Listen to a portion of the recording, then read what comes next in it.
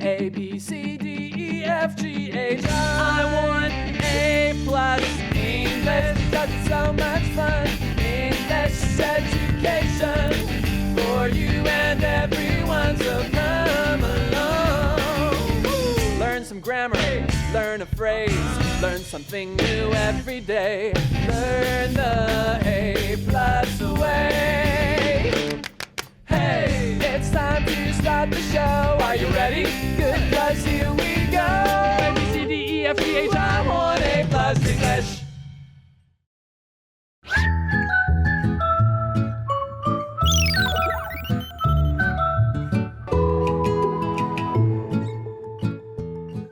Hello everyone, welcome to A Plus English. I'm Mike. I'm Shaklin. And here we are back with day 2 at our look at the race to the South Pole, which happened in the early 1900s when 2 groups of explorers, one from Norway, led by... Amundsen. Exactly right. And another group from Britain, led by... It's Falcon Robert, whatever. Robert Falcon Scott. Robert Scott, That's the one. Scott of the Antarctic. They decided to go to the South Pole. No one, as far as we know, had ever been to the South Pole before. So they were going to go there. They were going to map it. They were going to learn about the weather, the nature, the science, the history of the South Pole by looking for fossils. And they were doing it at the same time. And this kind of captured the imagination and the attention of the world. And of course, newspaper men trying to sell more papers turned it into the race to the South Pole. And we're going to see that one of the groups did make it first. There was actually a winner. The unfortunate part of the story is that the guys who didn't win the race, they lost big time. Oh, okay. Yeah, we're going to learn about that and this very interesting moment in history, not only for, of course, this competition between these 2 European countries, but also for the science that was uncovered and learned, and really the first time people had actually tried to explore the South Pole. 所以呢，哇，这个天气这么困难，这天气一定很冷嘛，所以一定会有很多问题啊，像什么工具坏掉啊，没有办法用，所以他们就只能靠双手去完成任务。大家知道我们中文讲的徒手，英文怎么说吗？可以想一下。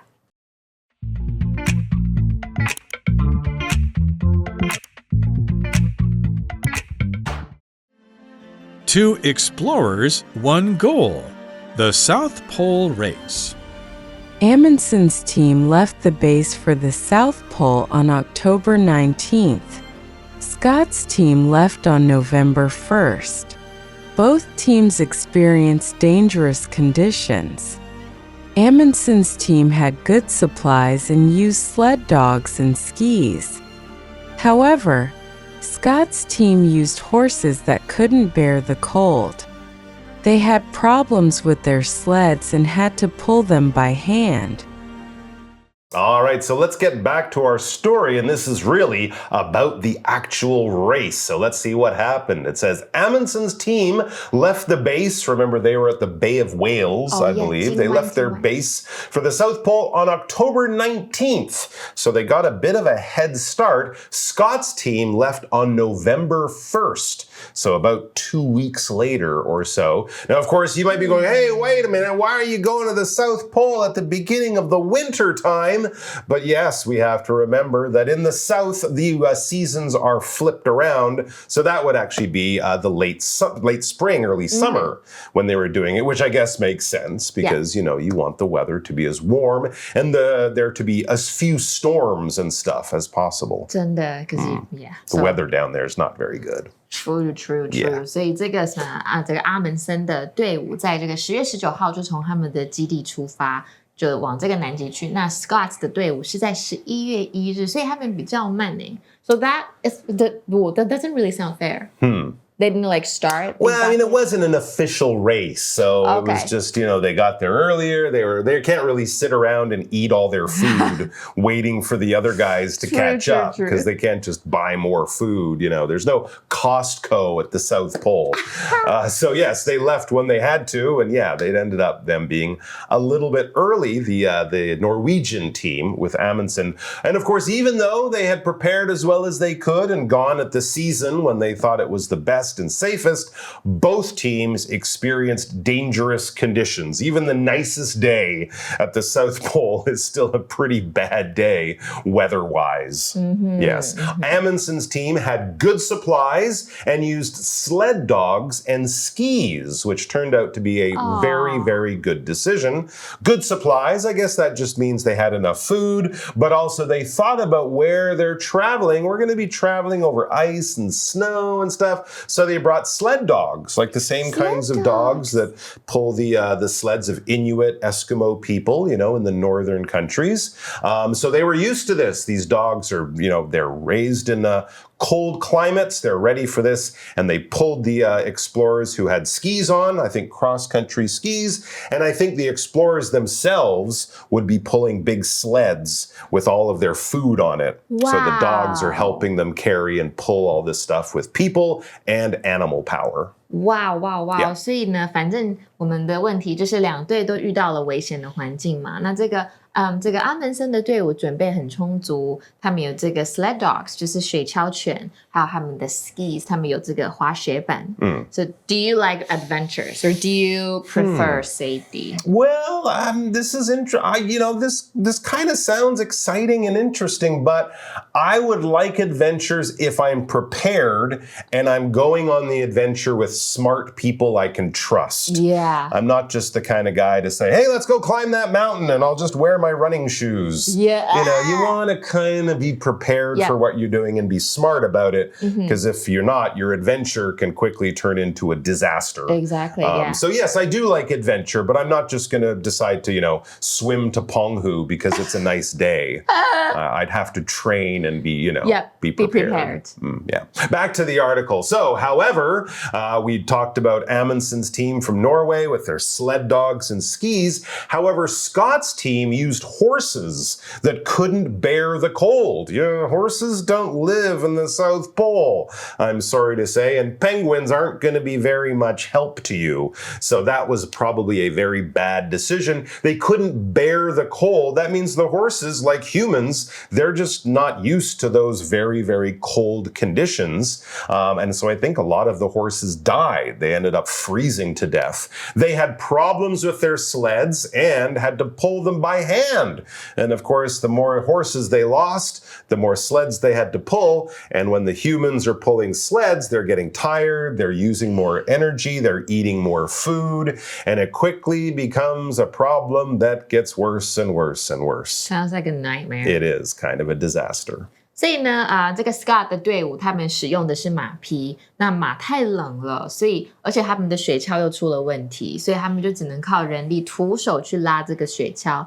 大家还记得我们在影片一开始提到的吗？徒手的英文就是 by hand， 所以呢是用手，不是用机器去做一件事情。You do something by hand， 用手完成某件事情，不是用自动化的方式。比如说 ，She wrote the letter by hand instead of typing it. Oh, that's nice. 现在大部分的人都是打字嘛，或者是手工搬运。如果你要寄一个东西，也可以亲手搬运交给某人，不是用机器或邮寄。比如说 ，Please handle the fragile items by hand， 就是小心用手搬运这些易碎物品。好 ，ski 就是滑雪板的意思，去滑雪，它当动词也可以哦。对，比如说 you ski in the mountains， 比如说他们每个冬天都很喜欢去滑雪 ，They love to ski every winter， 或者是滑雪的圣地 ski resort， 比如说 They spend their holiday at a ski resort。好，那我们来看一下，我们如果要买新的滑雪板 we can say Let's get new skis. I can't wait to have fun in the snow. 我迫不及待去滑雪了。那我们刚刚看到另外一个字，就是 bear。我们平常见大家一开始学的名词是熊嘛，可是当动词就是有忍受的意思。比如说你要承受压力，你就可以说 bear pressure。或者是你要承受疼痛也可以 She could hardly bear the pain. 她觉得这个疼痛太难的去忍受了。那我们常常口语也会知道说，你要记住什么事情 You bear in mind 就是记住。比如说 Bear in mind that honesty is important 就是这个诚实是很重要的。那我们看另外一个句子 Gina can't bear the heat. She needs a fan to cool down. Gina 受不了，这太热了，她需要一台电风扇来降温。Amundsen reached his goal of becoming the first human to reach the South Pole. His team arrived there on December 14, 1911, and raised the Norwegian flag. Scott's team arrived 34 days later. In 1957, the U.S. built the Amundsen-Scott South Pole Station. It honors both explorers for their courage in the race to the South Pole. All right, so let's find out who won this race to the South Pole. Amundsen reached his goal of becoming the first human to reach the South Pole. I don't think we really thought it would turn out any other way. Yeah. Amundsen started earlier and was more prepared, and sure enough, they were the first people to reach the South Pole. I guess he was the first human, but that kind of makes it sound like he did it alone. Yeah. He and his team all reached it probably at the same time. He was like, hey, you guys wait there. I'm going to go ahead and get the glory. And there's actually photos you can see of this. Yeah. You know, they had cameras. You would like to think that they jumped around and, you know, hugged and had some champagne, but I don't know. I get the feeling it was like, oh, great. Now, can we go home? I'm tired. I'm cold. My feet hurt. But still, that must have been a wonderful, wonderful moment. Yes. Yeah. 反正呢，这个阿门森呢，就成功的成为第一个抵达南极点的人，他的团队。So, Mike, what's a goal you've reached recently? A goal I reached. Okay, here's one. I'm super proud. I was playing a computer game today. Oh. And I did something where only 9% of the people who played the game have ever done this. Oh, wow. That's an achievement. I was so proud. I called my mom. Proud of you. I got a good little medal for myself. I think I'll be in the newspaper tomorrow. Cute. No, Cute. it really wasn't much. How about you? You've probably reached many more impressive goals recently than me. I hit 100K. You hit 100K? Followers on Instagram. Oh, wow. 100,000 people watch your videos or follow it. That's impressive. Me, it's more like 100. Took me a year. So there you go. Good for you. See, I knew it would be something impressive. Congratulations on that one.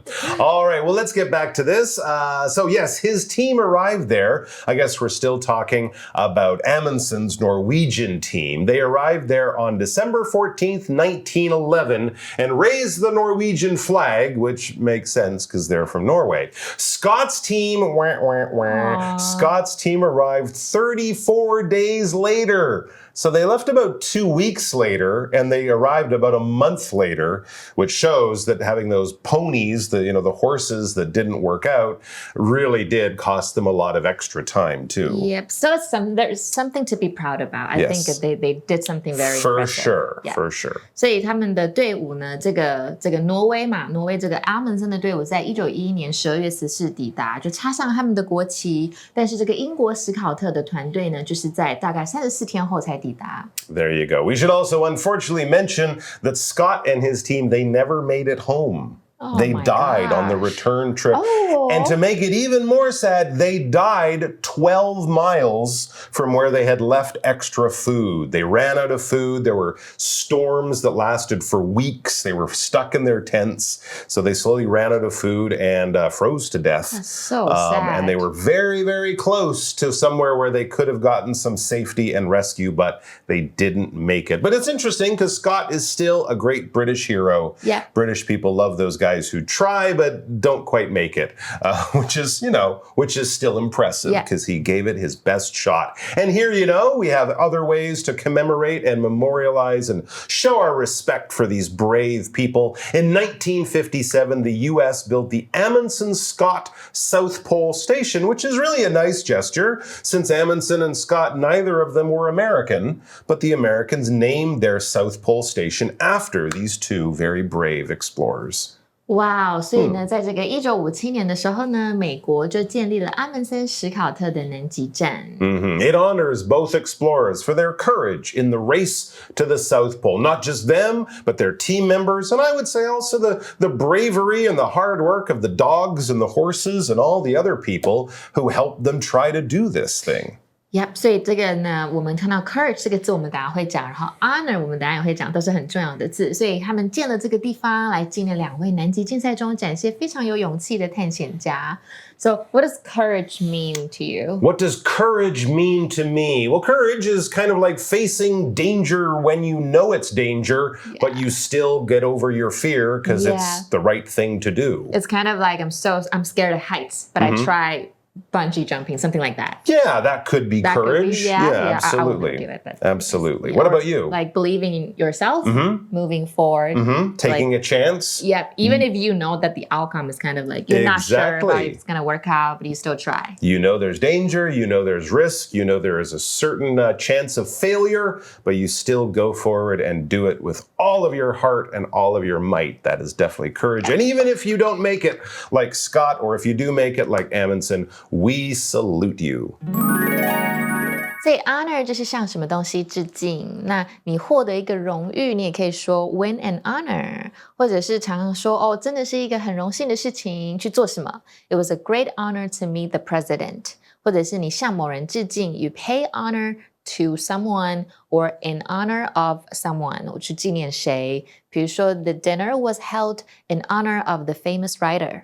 那我们看另外一个句子。People honor soldiers for their brave actions. 人们呢会向这个士兵的勇敢，他们的行动，很勇敢的行动去致敬他们。那我们刚刚讲的另外一个字 courage， 这个就是勇气，你很有胆量，所以你鼓起勇气，你可以说 you gather courage， 或者是说，他最后终于有勇气做什么事情。She finally had the courage to speak in public。或者是鼓起勇气，也可以说 take courage and you will succeed， 你就会成功，你要鼓起勇气。比如说呢，我们再看另外一个句子 In the story, the princess showed courage and beat the dragon。 在这个故事里面呢，公主展现了勇气，并把龙给打败了。Review time. All right, we have a review time question to get our minds thinking about bravery, adventure, and challenges. Would you like to be the first human to do something? Like Scott and Amundsen tried to be the first to reach the South Pole. What is it? And you can't say reach the South Pole because that's been done. And the North Pole too, so don't even try it. So, I think I would like to be the first human to spread, to make T-pop. To what? Who?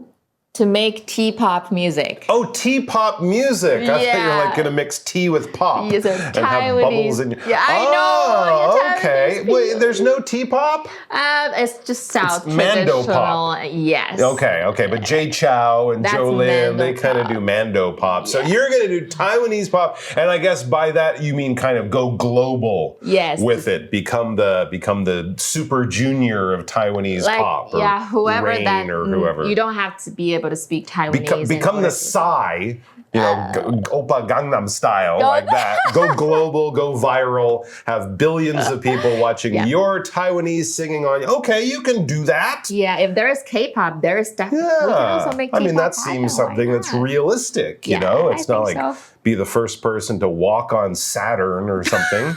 That's a pretty good one. Okay, I think we can help you along with 100,000 of your followers, and maybe you'll get a few more from watching this. That would be a very good thing for both you and for Taiwan and for music as well. What about you guys? Would you like to be the first human to do something? And what is it? And try to be imaginative, but also realistic. You know. Take care, everyone. 今天的主题很精彩吧？那欢迎大家到我们的空中家教，跟我们老师、同学一起线上聊更多喽！拜拜。Take care, bye bye. 轻松学英文，现在就加入空中美语空中家教官方 LINE。